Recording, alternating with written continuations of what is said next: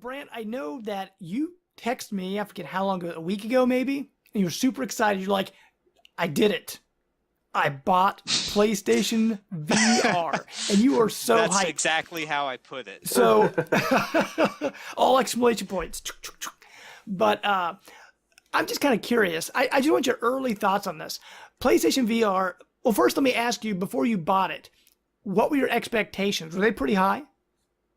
Well, I tried out the headset at Best Buy before I bought it, and actually it dumbed down my expectations because I was coming in with high hopes, and it actually sort of was like, it isn't that good. I played Eve Valkyrie at Best Buy.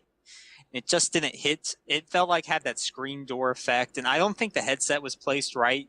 The attendant put it on wrong because it was all blurry, and I was just like, oh man, this isn't what I wanted. You said too much to drink But that then, day.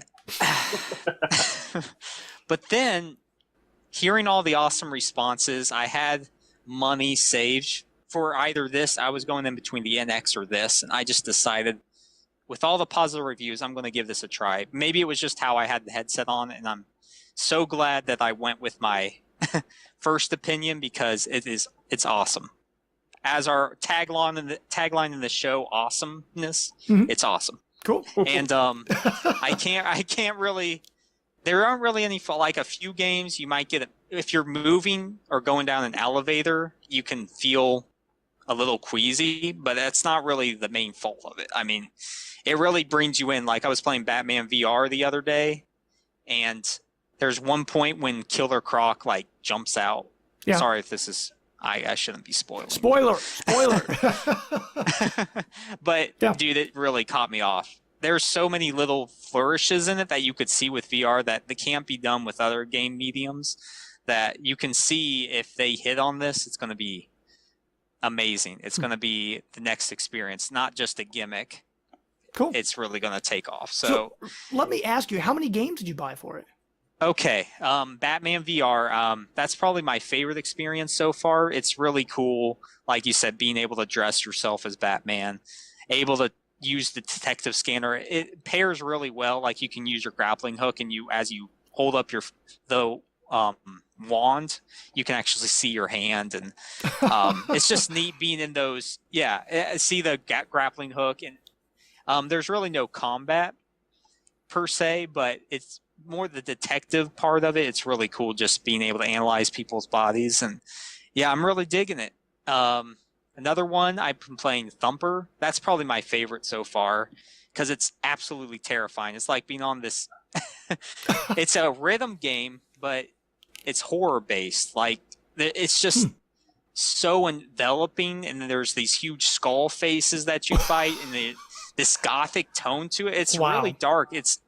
It's really odd. You just have, for anybody, I can't bring justice to it. You have to experience it yourself. Like anything I could say isn't doing it justice. Like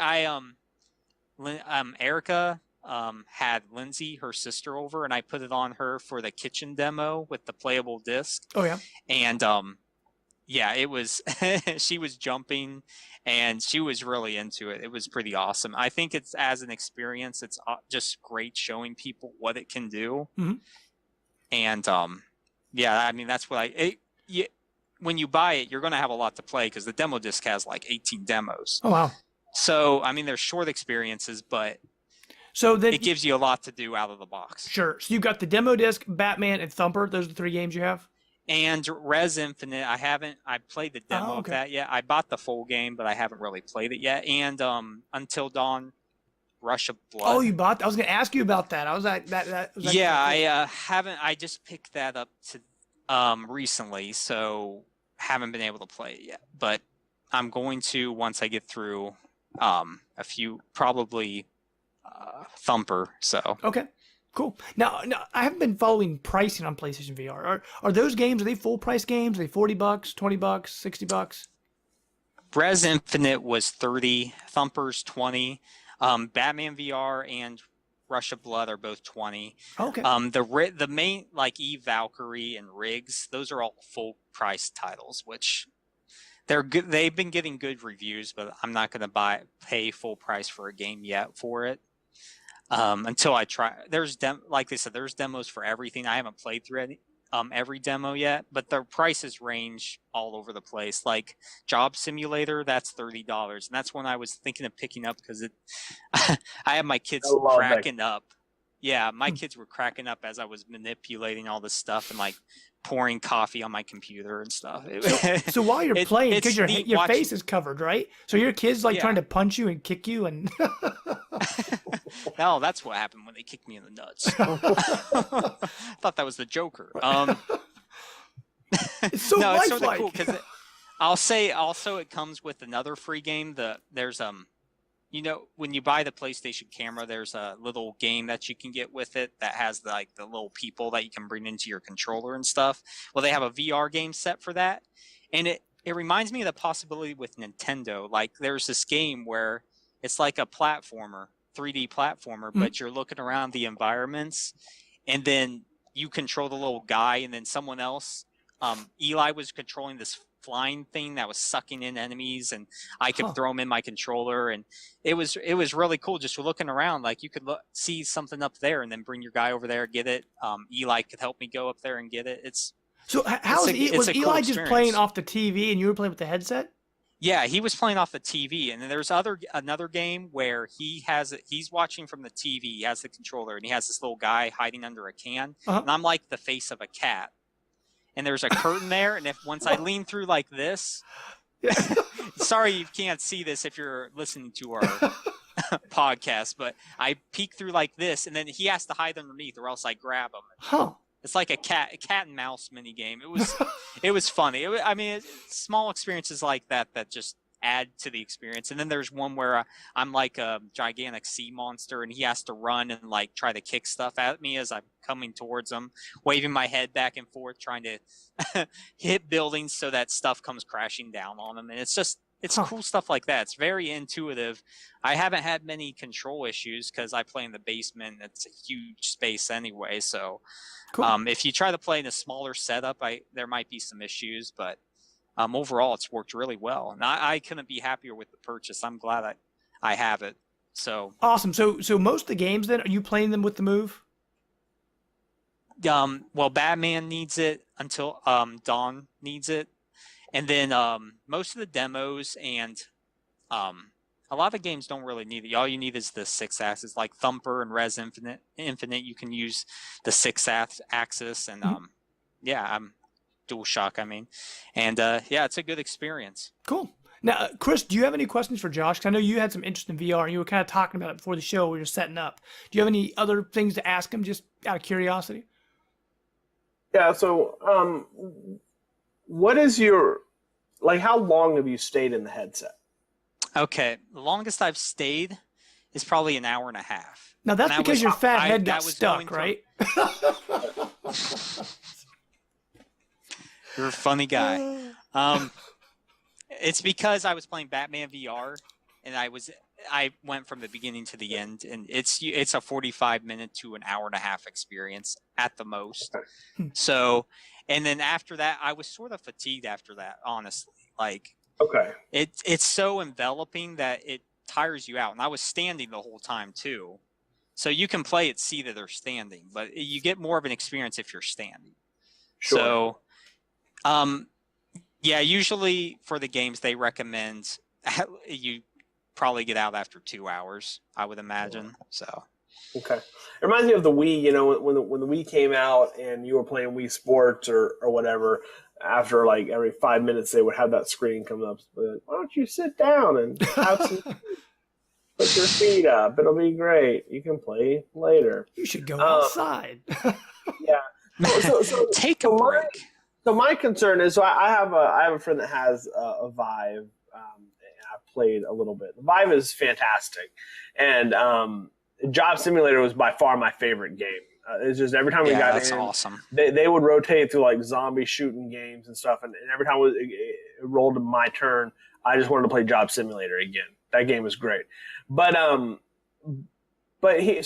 my two big concerns about VR is one, a short kind of demo-esque experience being enough, then number two, like the longevity of sitting down and wanting to play a real game. So there was an Xbox 360 game that came out for Kinect called Happy Time Theater. Anybody remember this game? It's a Double Fine game. Oh No. yeah, okay. Double Fine. I do like Double Fine though. Yeah, so Double Fine made this. That. It's Kinect, yeah. Fantastic Kinect game, and it was XBLA, and it would just shuffle through these little mini games, and the Kinect would take a picture of your living room, and then it would go, like, for instance, kids used to play, oh, there's lava on the ground. Well, one of the games had lava on the ground, and you would step on like the couch or whatever, and that would be like a safe haven, and you would have to like try and avoid the lava. And then there would be one that would, like Sensei would hold pieces of wood, and you would have to like ninja karate chop them in half. And the kids loved that game. Like we would literally put that game on whenever we would have company over, and we'd have a group, because you could have like 10 kids on the screen. I mean, as many as the screen would hold, and they would play for hours. They had a blast. So it just rotated through these games. You make a good point there. Just the outside experience is also important, and my kids had just as much fun as I was inside the set. Yeah, which speaks a lot to the power of VR.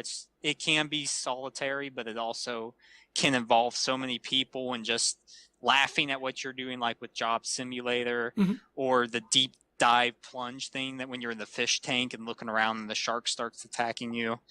It's neat experiences like that live on, I guess. That's the main breadth of the VR experience. Cool. Yeah, so the flip side of that is you're paying $400, and that seems like a great experience. These little demo-sized chunks.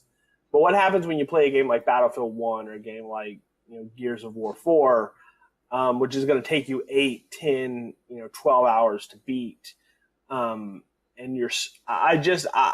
for me, like that is my biggest barrier to entry.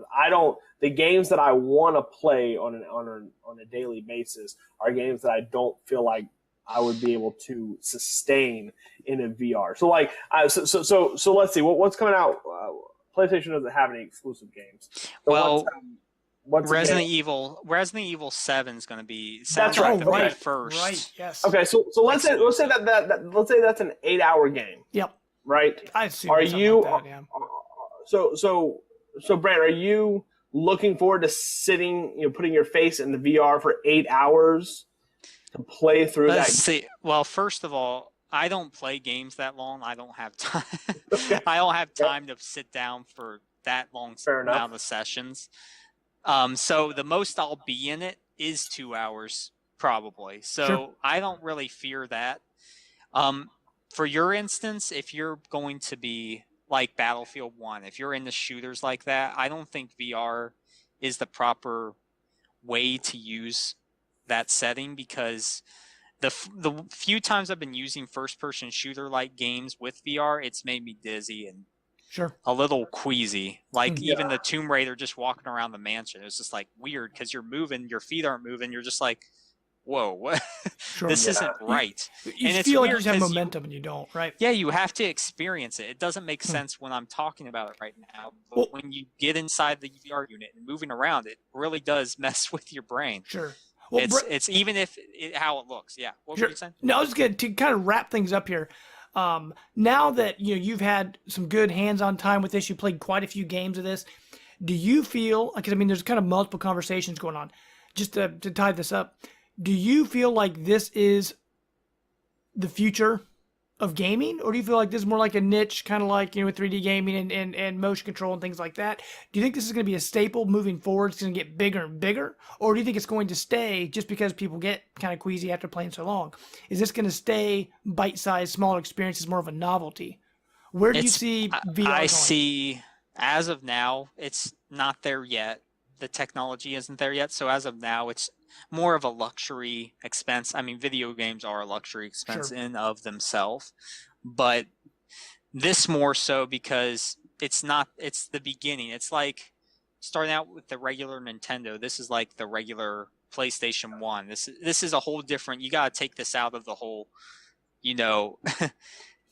take it out of the PS4, Xbox One. It's its own entity now. And A lot. I want to be one of the first to be involved with this because I think it does have a place. It is. There's more to it than other things they've tried with the Connect or the Move or whatever. That just it's not the same. It's a whole different way to play, and it actually works for some of the puzzle games are ingenious, like Super Hypercube. I played the demo of that. It's wonderful, Cool. and those are experiences like that don't make you feel queasy or just fun to play. And yeah, I think it does have. It's gonna.